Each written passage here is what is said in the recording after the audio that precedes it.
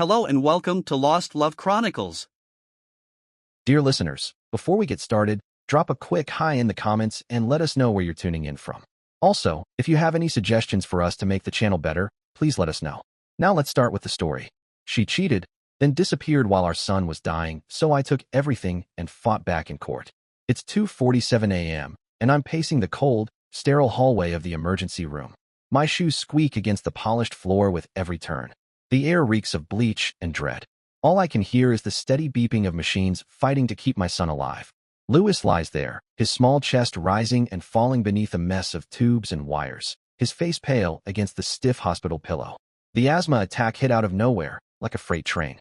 I can still feel the panic in my chest from when I found him on the floor, gasping, clutching at his chest like he could force the air in.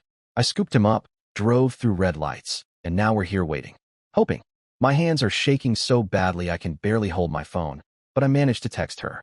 Raquel Lewis is in the ER. It's bad. Where are you? I stare at the screen, waiting for the dots. They finally appear. Her reply hits like a punch to the gut. I'm with my parents. We're boarding a flight. I told you I'm busy. Busy. Our son is fighting for his life, and she's busy. The heat rises in my chest, but I force it down and type again. Our son is in the ER. I hit send. Wait. Her next message comes quickly, and somehow, it's worse. He'll be fine. Don't guilt trip me. I read it once. Then again. I can't believe she actually wrote those words. Guilt trip her? My son's hooked up to machines, and she thinks this is about her feelings? I drop the phone onto the plastic chair beside me and press my hands to my face, trying to keep it together. The monitor's beep continues steady, but faint, and I look through the glass at Lewis. His dark hair is matted to his forehead with sweat. He's 6 years old. He's all I have.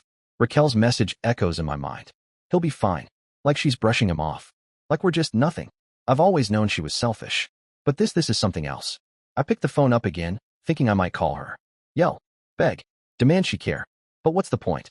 She's halfway to somewhere else, sipping wine with her parents, while I sit here alone, watching our son cling to life. The doctor finally comes out, a tired woman with gray streaks in her hair.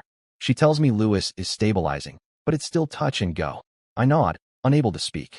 She gives my shoulder a soft pat and walks away. I collapse into the chair, the plastic groaning beneath me, and stare at my boy through the window. He looks so small, so fragile. I'm terrified I might lose him tonight. Raquel doesn't even know how close it was. How close it still is. I think about her message again, those cold, careless words, and something inside me quietly breaks. Not loud, not dramatic, just a thin wire finally snapping under the weight of it all. I've been carrying her, carrying us, for years. Her moods, her demands, her family's endless needs. I've carried it all. And now, when it matters most, she's not here because she doesn't want to be. I lean my head back against the wall, the fluorescent lights buzzing above me, and the realization settles in. I'm done. Done begging her to care. Done pretending she's the wife I need or the mother Lewis deserves. The machines keep beeping. I keep watching. And in that long, hollow moment, something shifts. I don't know what comes next, but I know things have to change for me, for Lewis. Because if she can't see what matters now, she probably never will. And I can't live like this anymore. I take a deep breath, pick up my phone, and turn it off. No more texts. No more waiting. Just me and Lewis. And whatever comes next. It's been 2 days since Lewis came home from the hospital. I'm standing in our kitchen, the morning light spilling across the cracked tile. He's asleep on the couch, wrapped in a blanket, his breathing finally steady after the hell he went through. The sounds of the ER still echo in my head, the weak, steady beep of the monitors. The doctor's words still ring in my ears. It was close. Too close. 1 more hour, and we could have lost him. I'm holding a cup of coffee that's long gone cold, my eyes locked on my phone, not on a message from Raquel. Those stopped after her last icy reply. No, I'm staring at the pictures she's posting online. There she is, grinning with a cocktail in hand, the ocean sparkling behind her. Her mom Marina is next to her in oversized sunglasses, skin baked from too much sun, laughing like everything's perfect. Her dad Greg is in the background, holding up a beer. They're in the Maldives, having the time of their lives, while I've been sitting by our son's bed, counting each breath. Not a single call, not a single text asking how he's doing. I scroll through the photos slowly, each one twisting the knife deeper. She was posting these while I was wiping sweat off Lewis's forehead, while I was begging the universe for him to open his eyes. One picture stops me cold. She's in a bright red dress, smiling under a palm tree. The caption reads, "Paradise with my favorites." Favorites. Not us. Not her son. I set the phone on the counter and rub my eyes. trying to tamp down the fury rising in my chest. She knew he was in the hospital. She knew, and she didn't care. I picked the phone back up, tempted to call her, to demand some explanation, but what would she say? That she needed a break? That I'm overreacting? I've heard it all before. Instead, I dial Marina, Raquel's mother. She's always acted like she runs the show. Maybe she can knock some sense into her daughter. The phone rings twice before she picks up, her voice sharp and irritated. What do you want? She snaps, like I'm disrupting something important. I take a breath and keep my tone steady. Louis almost died, Marina. He's been in the hospital. I need Raquel to call me. There's a pause. Then she laughs, a short, cruel sound that makes my skin crawl. His life doesn't matter, she said. He's just dramatic, like his father. I froze, the phone pressed tightly to my ear. Did she really just say that about my son? Her own grandson? In the background, I could hear the clink of glasses, the low murmur of conversation. She was probably lounging poolside, sipping something expensive, speaking to me like none of this was real. Marina, I said, my voice low and controlled. He couldn't breathe. He was blue when I got him to the ER. She cut me off. Oh, stop it. You're always making a big deal out of nothing. He's fine now, isn't he? I didn't answer. I couldn't. My grip on the phone tightened, and then I hung up. That was it. The last straw. I looked over at Louis, asleep on the couch, his small chest rising and falling beneath the blanket. Something shifted inside me in that moment. They don't care. Not Raquel. Not Marina. Not Greg. They're out there, laughing, drinking, posting pictures like nothing's wrong while I'm here, holding it all together. I set the phone down and walked over to him, kneeling beside the couch. His face was calm now, but I could still see the fear from that night, how he looked at me like I was the only one who could save him. And I was. I am. I brushed his hair back gently, my fingers trembling, and I made myself a promise. They don't get to do this anymore. They don't get to treat us like we're nothing. Like we exist just to bankroll their vacations and take their garbage. I stood up and glanced back at the phone. The pictures were still there, still mocking me, but they didn't matter anymore. What mattered was Louis. Keeping him safe. Making sure he knows at least one parent would move mountains for him. I dumped the cold coffee in the sink and started a fresh pot. A fresh start. Just me and my boy. Tonight, I'm sitting in my home office, the desk lamp casting a soft yellow light over the clutter piles of papers, the glow of my laptop screen. Louis is asleep down the hall, his quiet snores coming through the baby monitor I still keep on, even though he's 6. The house is silent, save for the low hum of the heater, and I'm staring at a spreadsheet that's defined my last decade. Every line tells a story. Money earned, money spent, money handed over to keep Raquel and her family content. I'm not just a husband, not just a father. I've been the financial backbone of this entire dysfunctional mess. Raquel's car payment? Me. Greg and Marina's mortgage on that ridiculous house? Me. Their vacation fund? Also me. Every escape they've taken, every indulgence they've paid for it with my work, my time, my sacrifices. I leaned back in the chair, the leather groaning beneath me, and pressed my hands to my face. It's been 3 days since Louis came home. 3 days since Raquel accused me of guilt-tripping her. 3 days since Marina looked me in the eye figuratively and said, my son's life doesn't matter. I've been replaying those words in my head again, and each time they hit harder. They don't care about us. They never did. All they care about is what I can give them.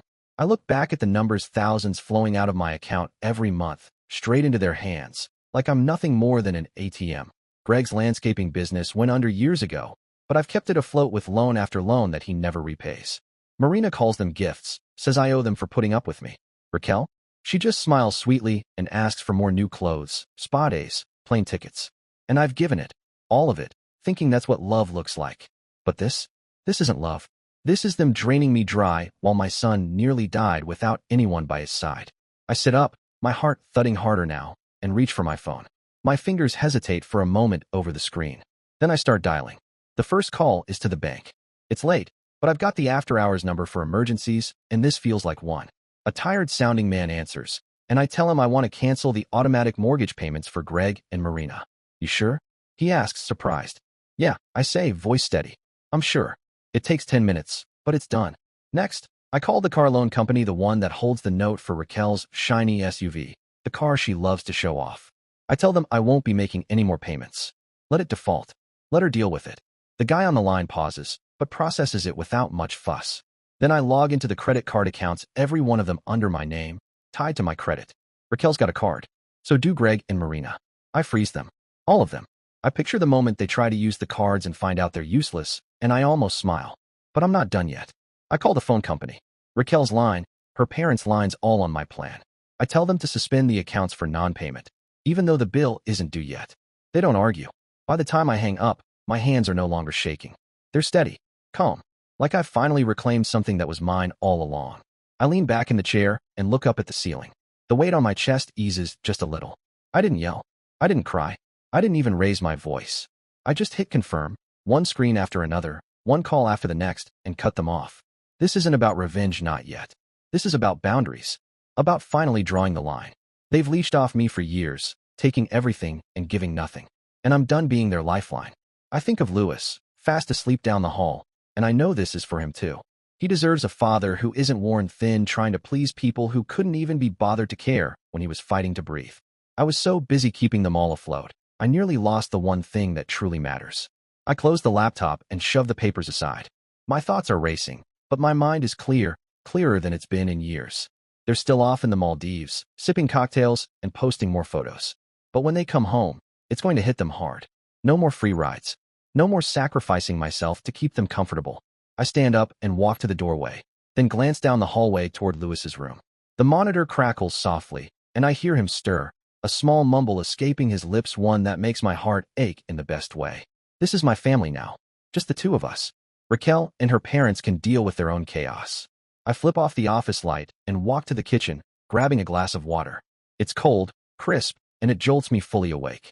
I feel alive, like I've finally stopped sinking. I don't know what they'll say when they realize what I've done, but honestly, I don't care. Let them yell, let them plead. I'm not cleaning up their messes anymore. I have my own life to rebuild, and it starts right here, right now with my son. It's late afternoon, and I'm in the kitchen stirring a pot of macaroni and cheese while Lewis lounges on the couch, cartoons playing loudly in front of him. Some goofy song about a dancing dog blares from the TV, and he's giggling, his legs kicking under the blanket I tucked around him. It's been a week since the hospital, and he finally looks like himself again, color in his face, a twinkle back in his eyes. I've kept him home from school a few extra days, just to be sure he's okay. It feels good to have him here, close. The house smells of butter and melted cheese, warm and comforting. For a moment, it's peaceful. Then my phone starts buzzing on the counter again and again, like a wasp rattling in a jar. I glance over and see Raquel's name flashing, one missed call after another. I don't answer. I already know why she's calling. They landed this morning, home from their Maldives vacation, and I didn't show up to pick them up. I can picture them now standing outside the airport, designer luggage stacked around them, looking around like helpless kids. But I'm not their lifeline anymore. I turn off the stove and scoop some mac and cheese into a bowl, placing it in front of Lewis on the coffee table. Careful, it's hot, I say. He grins at me, a gap where his front tooth used to be, and digs in with his spoon. I sit beside him, propping my feet on the ottoman as the phone continues to buzz, now up to 13 missed calls. Then it switches to voicemails. I finally pick it up and start listening. The first message is Raquel, her voice sharp and annoyed. Where are you? We're at the airport and you're not here. What's going on? Next. The second one's angrier. The credit card isn't working. I tried to get a cab and it got declined. Fix this. By the fifth voicemail, she's shouting. My phone's about to be cut off. Why hasn't the bill been paid? Do you know how humiliating this is? I listened to them all. 13 voicemails. Not one asks about Lewis. Not a single word about him. Just complaints. Demands. Entitlement. Raquel. Her parents. Their problems. Locked cards. No cash. No ride. I lean my head back against the couch while the cartoon dog continues singing in the background, and an odd calm settles over me. She's not even pretending to care anymore, I murmur. I glance at Lewis, his cheeks puffed out with macaroni, and reach over to ruffle his hair. Good, huh? I ask. He nods with a full mouth, smiling. And I smile too. This is what matters. Him. Here. Safe. Not Raquel stuck at the airport. Not Marina ranting about her phone. Not Greg panicking over a declined card. I delete the voicemails without responding and set the phone face down on the armrest. They'll figure it out, they've got each other, after all. Raquel, Marina, and Greg, the perfect little trio. Let them call a friend, pawn a watch, or whatever it is people do when they've spent years living off someone else's generosity. I get up and fix myself a bowl, then settle back next to Lewis. The cartoon shifts to a chase scene, and he laughs, pointing at the screen. Look, Dad, he's gonna fall. I chuckle and take a bite. The cheese is warm, comforting. My phone buzzes again, a text this time. I don't even bother flipping it over. I already know it's her, probably rattling off more complaints or demands. I leave it there, ignored, and turn my full attention to Lewis. What's the dog gonna do next? I ask. He launches into an elaborate story about the dog building a rocket ship, his voice animated, filling the room and pushing the buzzing into the background. Hours pass like that, just the two of us on the couch, eating, watching, talking. The sun sinks low outside, casting orange across the walls, and I realize I haven't thought about Raquel in a while. She's probably furious, somewhere out there, but I'm here, and it's quiet for the first time in years. I don't feel guilty. I don't feel sorry. I just feel done. Louis yawns, his head tipping onto my shoulder, and I pull the blanket around him. Time for bed soon. Champ, I say. He mumbles something about the dog, and I carry him to his room, tuck him in, and head back to the living room. The phone's still on the armrest, finally silent. I pick it up. One last text from Raquel. You're going to regret this. I read it, then delete it. I turn off the TV. Regret? No. I regret not seeing her clearly sooner. I regret believing I could buy her love or her parents' respect with patience and money. But this? Letting them deal with their own mess while I focus on raising my son? This feels right. I lock the door, turn out the lights, and go to bed. Tomorrow's a new day. It's just me and Louis now. That's all I need. Late the next morning, I'm standing on the front porch, the wooden boards creaking under my boots as a car pulls up. The air is sharp with that unmistakable fall scent, leaves, damp earth, and I keep my hands buried in my jacket pockets to stop them from shaking. Inside, Louis is on the living room rug, playing with his toy cars. The soft vroom vroom of plastic wheels drifts through the screen door. I knew this was coming. Raquel and Marina showing up. Still, it hits me like a punch when I see them charging up the walkway. Raquel's hair is pulled tight, her face hard and furious. Marina trails behind, clutching her purse like she's ready to swing it. They don't knock. Raquel bursts in, the door banging against the wall. You embarrassed us, she snaps, her voice slicing through the quiet. I hear Louis go still, his toy car frozen mid-race. Marina's voice follows, high-pitched and trembling with indignation. You humiliated us in front of our friends. I take a breath, slow and steady, eyes fixed on them. Then I step inside, closing the door behind me with a soft click. So it doesn't scare Louis more, I keep my voice even as I close the door behind them. They're standing in the living room, now Raquel pacing like a caged animal, Marina glaring at me with her arms crossed. Do you have any idea what it was like? Raquel snaps, her hands flying as she speaks. Stranded at the airport, cards declined. Phone's dead, everyone looking at us like we were some kind of charity case. I don't respond right away. Instead, I walk over to the coffee table and pick up the hospital bracelet Louis wore, thin, white, with his name printed in small black letters. I hold it out to her. This is from the ER, I say quietly. The night, he almost stopped breathing. She doesn't even glance at it. Just waves it off like I'm annoying her with some trivial detail. You overreacted, she says, eyes flashing. We needed that trip. We needed a break. The words hit like a punch, cold and heavy. I slowly lower my hand, the bracelet still hanging between my fingers. A break from what? From being a mother? From caring about your own son? I really look at her, then really look, and it's like seeing her clearly for the first time. Someone who'd rather sip cocktails poolside than sit next to her child in a hospital room. Marina steps forward, pointing a bony finger at me. You think you're some kind of hero, cutting us off like this? You're selfish. We were counting on you. I gently placed the bracelet back on the table, deliberate and steady, and turned to her. Counting on me for what? I ask. To fund your vacations while my kid was hooked up to machines? My voice is still calm, but there's a sharpness to it now that makes her flinch. Raquel stops pacing and whirls on me. He's fine now, isn't he? You're turning this into some big dramatic story when it's not. I shake my head and almost laugh, but there's nothing funny about this. He's fine because I got him to the hospital in time. Because I was there. Where were you? She opens her mouth, then shuts it again. Her cheeks flush red. Marina jumps in, her voice rising. Don't you dare talk to her like that. We deserve better than this. I look at them both, Raquel seething, Marina puffed up with righteous indignation, and something clicks into place inside me. They're not here out of concern for Louis. They're not here to apologize. They're here because I cut off the money. That's all it's ever been about. Out of the corner of my eye, I see Louis peeking around the doorway, his eyes wide and worried. Back to your cars, buddy, I say gently. Everything's okay. He nods and slips out of sight. Then I turn back to them. You need to leave, I say, pointing at the door. Raquel lets out a bitter laugh. What? You're kicking us out. This is my house too. I step closer, lowering my voice. Not anymore. I filed for separation last night. The papers are with my lawyer, you'll be getting them soon. Her face goes slack, like I just slapped her. Marina gasps, a hand flying to her chest. You can't do that, she sputters. I already did, I say. And I mean it. I'm done justifying, done explaining. I walk over and hold the door open. The cool air rushes in behind me. Go. Raquel stares at me, her mouth opening and closing, but no words come out. Marina grabs Raquel's arm, muttering something under her breath about lawyers and revenge, and they stumble out, their heels clicking sharply on the porch. I close the door behind them, lock it, and lean against it for a moment, exhaling a long, steady breath.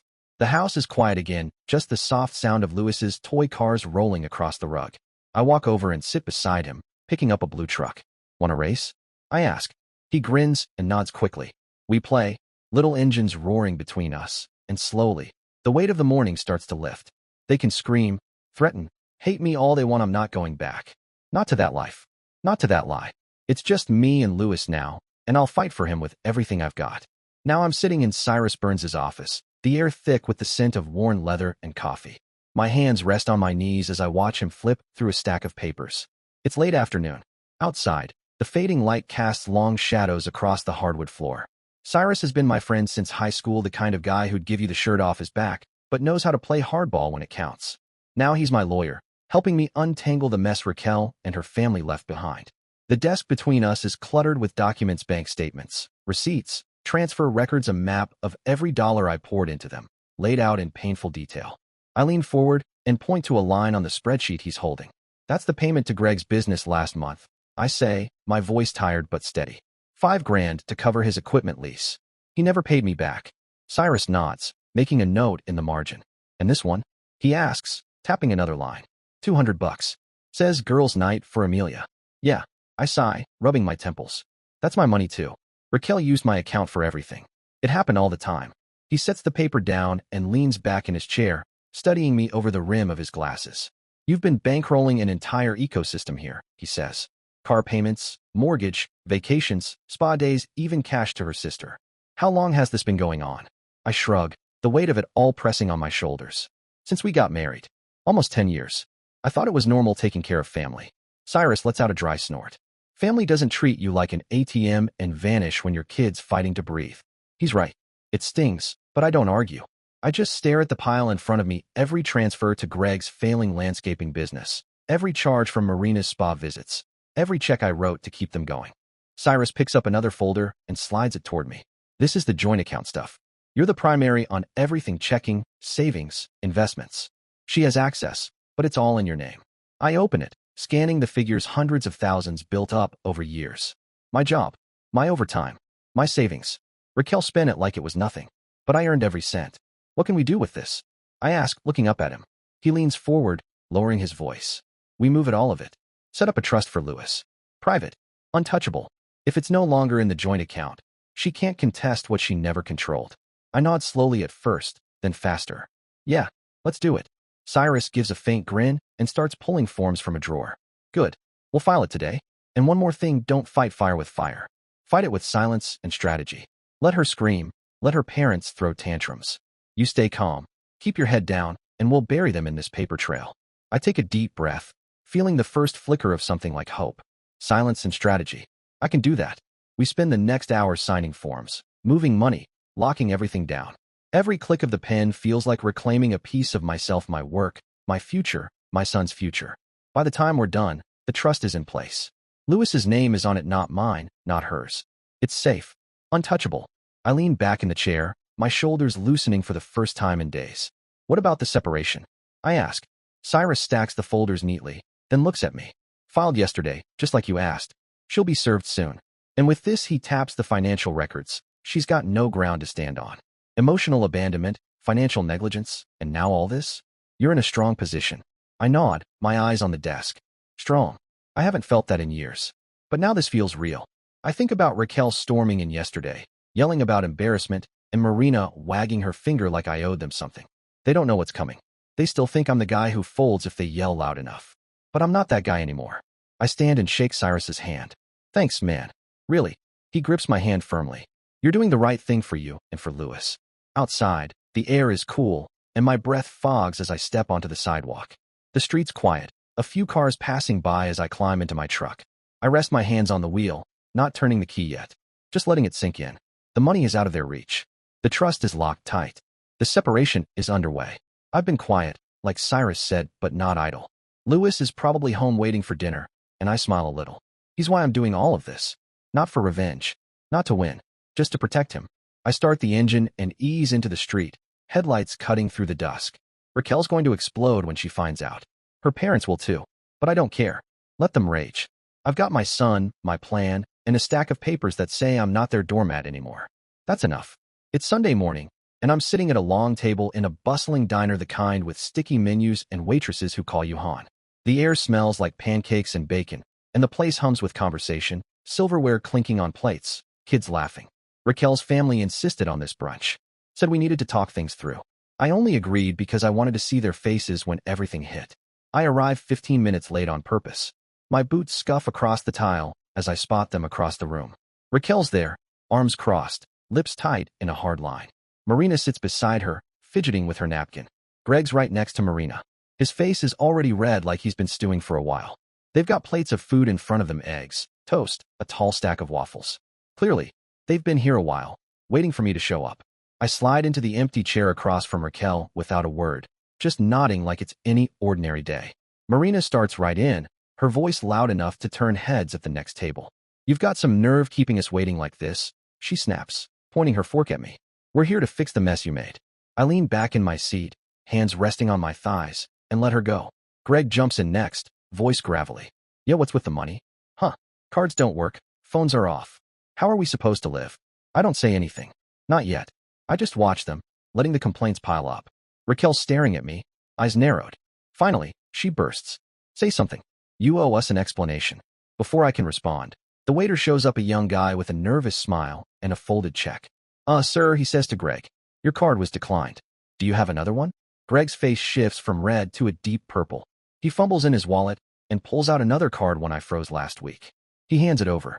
The waiter disappears with it, comes back a minute later, shaking his head. "That one didn't go through either." Marina slams her hand down, making the plates jump.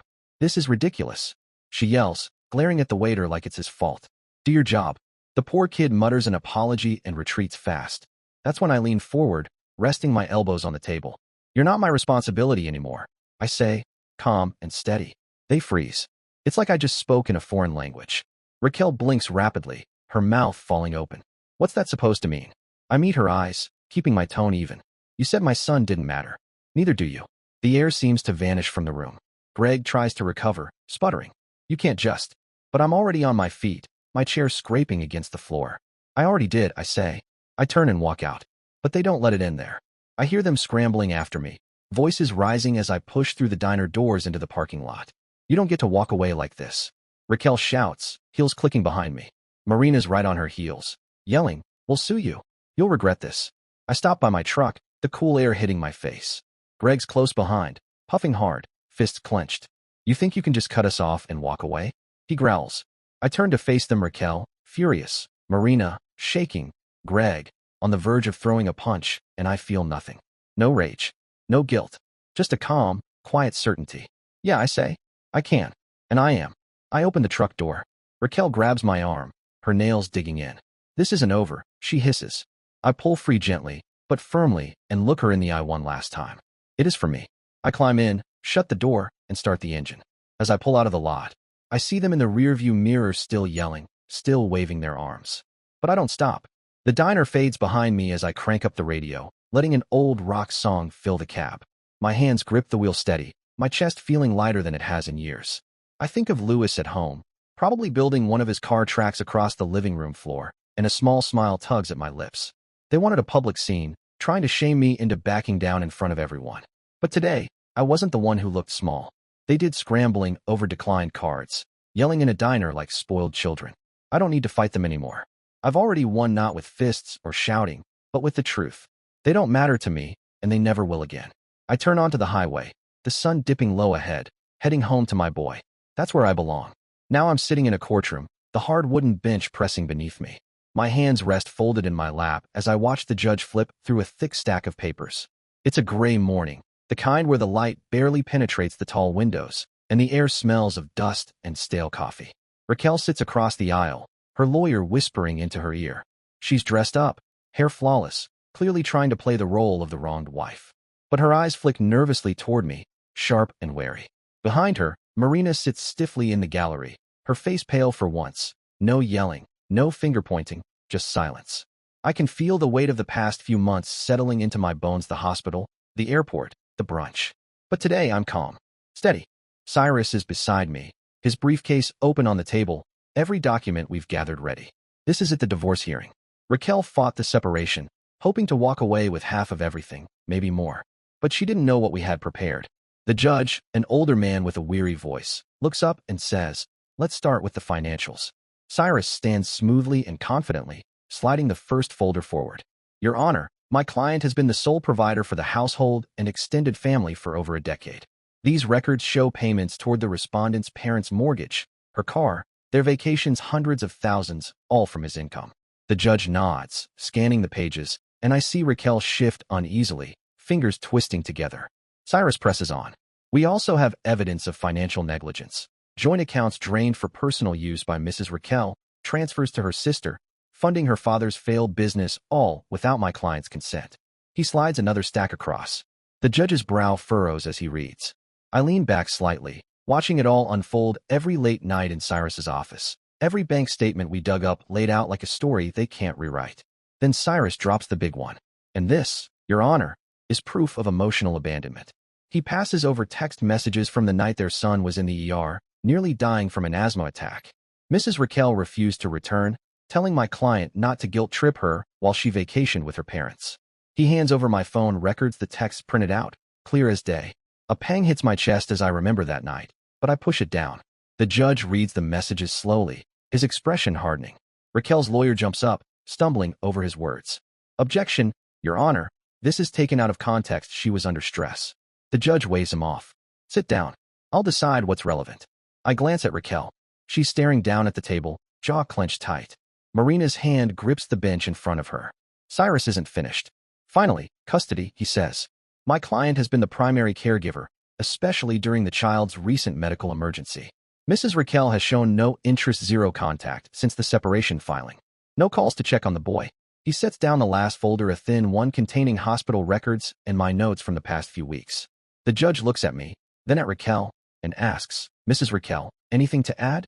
Her lawyer stands again, smoother this time. "Your Honor, my client deserves her share of the marital assets. She's been a homemaker, supporting the family." Cyrus interrupts, calm but firm. "Supported how?" "By spending his money while he raised their son alone." The judge raises his hand, silencing them both, and flips through the papers again. I sit quietly, heart steady, watching it all unfold. I don't need to say a word. Cyrus has it covered. The truth is all there, clear and undeniable. After what feels like an eternity, the judge clears his throat. "I've seen enough. Full custody to the father. Assets remain under his control, given the trust established for the child and the respondent's financial misconduct. No alimony. Mrs. Raquel, you'll need to address the debts in your name."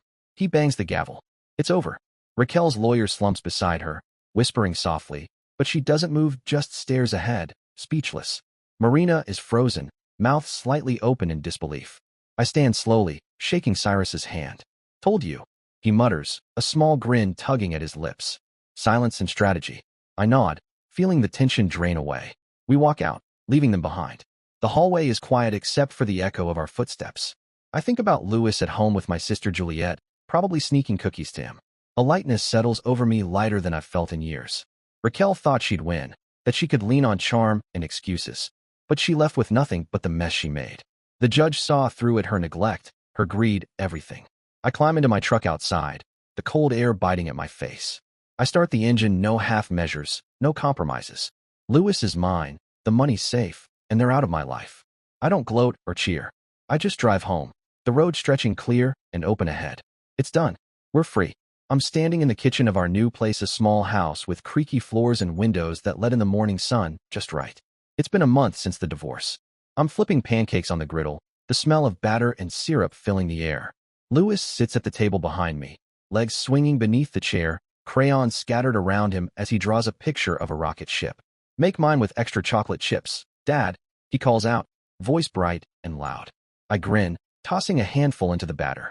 This place isn't fancy, no big garage, no extra rooms for stuff we don't need. But it's warm, cozy. We moved in 2 weeks ago, just me and him. And it feels like we've finally found our footing. I slide a pancake onto a plate and set it in front of him, ruffling his hair. "There you go, champ. Eat up."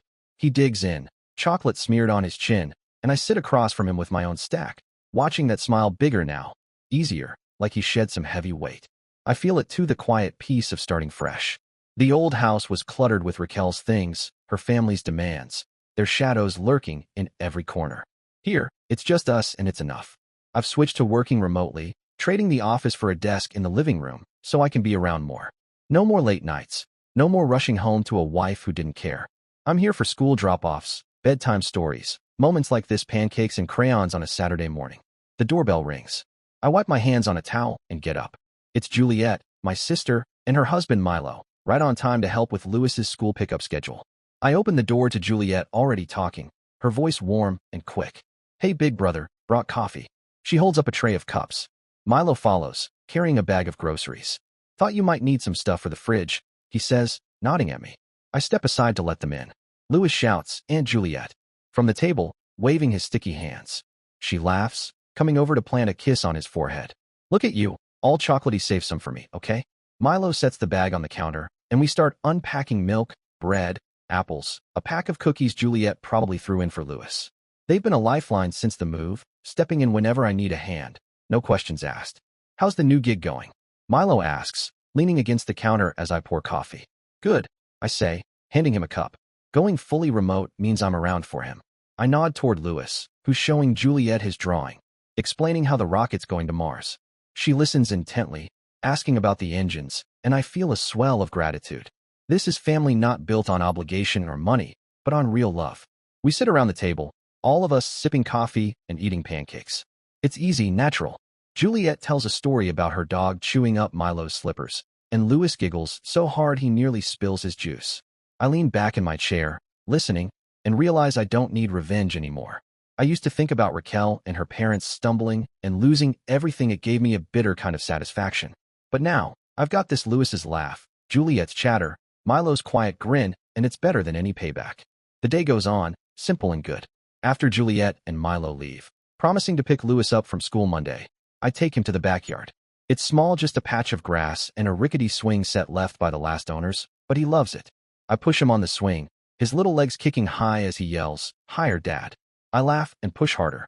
The chains creak. The sun dips low, painting the sky orange. I feel steady, grounded. This is rebuilding piece by piece, day by day. No grand gestures.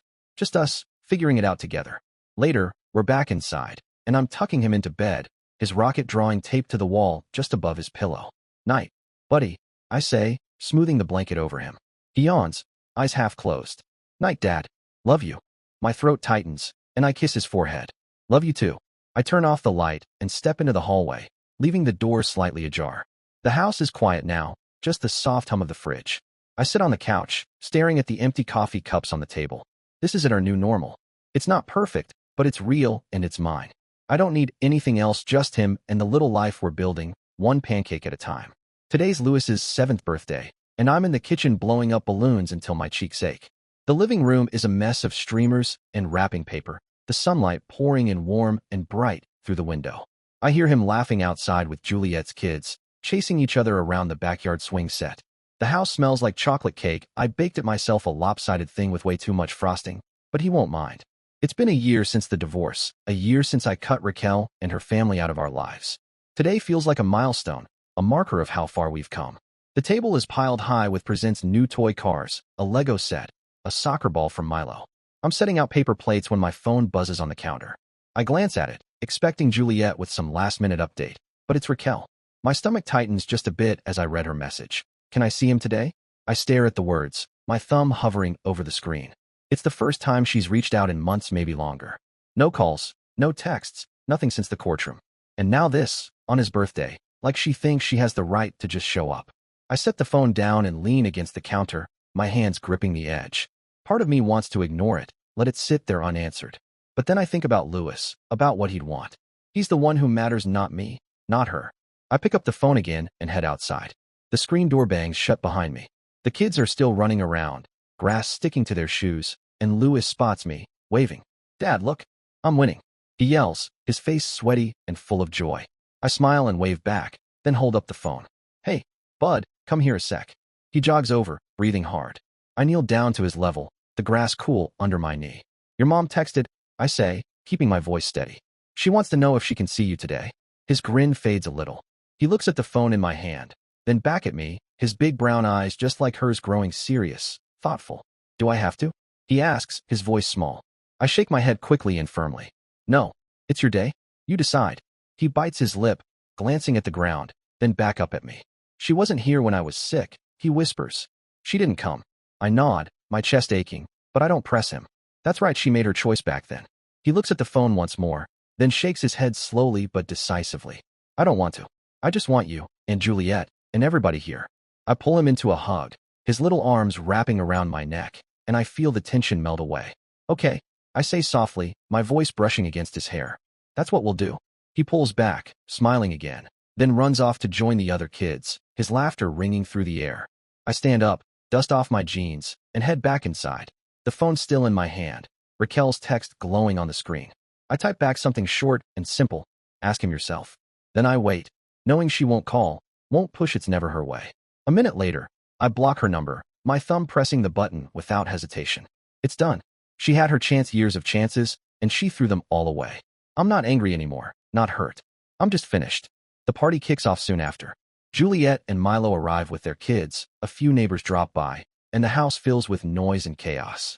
Louis rips into his presence, paper flying everywhere, and I snap pictures, grinning like a fool. The cake is a hit, even if it's a little lopsided, and we sing happy birthday so loudly the windows shake. He blows out all 7 candles, and across the table, I catch his eye and wink. This is what I chose him, this life, this messy, loud, perfect day.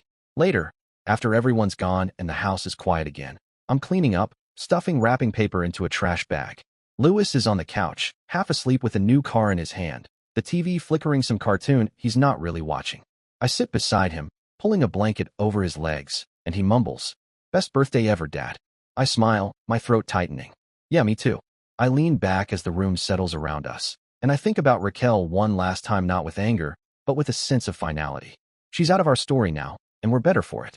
I made my choice too, to protect what matters most, and it's right here, curled up next to me, breathing soft and steady. That's all I need.